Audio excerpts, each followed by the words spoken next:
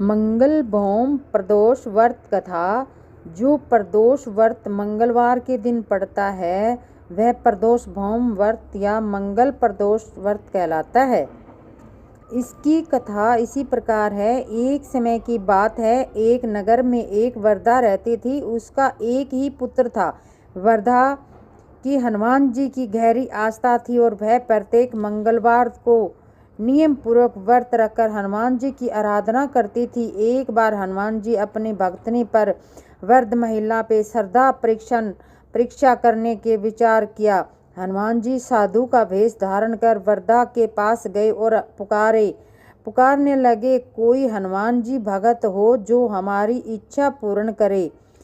आवाज उस वृद्धा के कान में पड़ी। पुकार सुनकर वृद्धा जल्दी बाहर आई और साधु को प्रणाम कर बोली, आज्ञा महाराज। हनुमान जी वेशधारी साधु बोले, मैं भूखा हूँ, भोजन करूँगा, तुम थोड़ी जमीन लीप दो।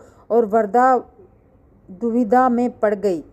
अंततः हाथ जोड़कर बोली, महाराज, लीपने और मिट्टी खोदने की अतिरिक्त आप और कोई दूसरी आज्ञा दें, अवश्य पूरी करूँगी।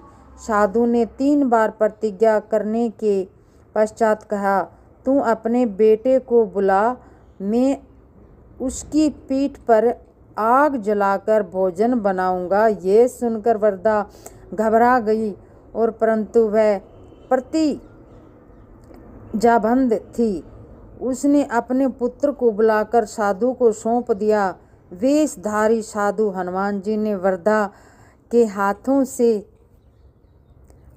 से ही अपने पुत्र को पेट में बल लिटवाया और उसे श्रवपीठ पर आग जलवाई। आग जलाकर दुखी मन से वृद्धा अपने घर में चली गई।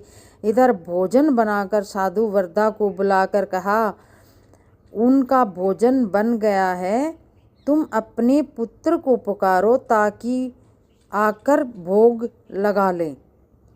इसी पर वृद्धा बोली, उसका नाम लेते ही पूरे और कष्ट दें। लेकिन जब साधु महाराज ने माने कि वृद्धा आने पुत्र की आवाज़ लगाई है, वह अपनी माँ के पास आ गया और अपने पुत्र को जीवित देख वृद्धा को बहुत आश्चर्य हुआ और वह साधु के चरणों में गिर पड़ी। तब हनुमान जी ने वास्तविक में आकर वृद्धा को आश्रय